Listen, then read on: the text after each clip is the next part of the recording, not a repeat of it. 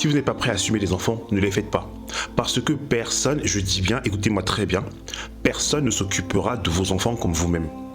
Personne ne s'occupera de vos enfants comme vous-même. Donc si vous n'êtes pas prêt à élever vos enfants, si vous n'êtes pas prêt à en prendre soin jusqu'à votre mort, ne faites pas d'enfants. Parce que c'est ce qui les attend.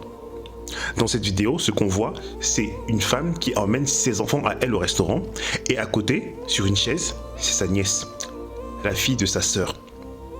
Elle n'a pas le droit de manger et en plus, elle n'a même pas le droit de regarder dans leur direction. Donc, par pitié, ne faites pas d'enfants si vous n'êtes pas prêt.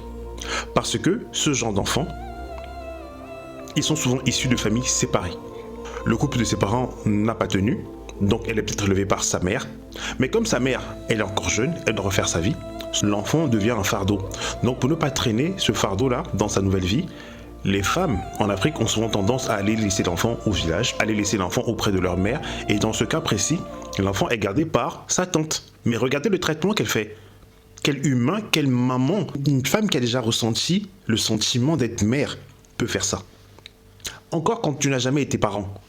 Tu ne peux pas te projeter, tu ne peux pas comprendre ce que tu es en train de faire subir à cet enfant-là.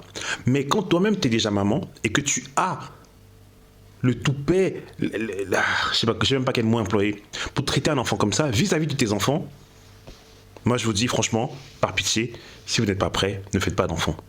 C'est des enfants qui sont voués à souffrir. Surtout, en plus j'en parle souvent ici là, si vous n'êtes pas prêt, ne faites pas d'enfant. À partir du moment où un couple a fait un enfant, prenez le temps avant de vous séparer. Parce que nous les hommes, lorsqu'on se met en couple avec une nouvelle femme, on perd la tête.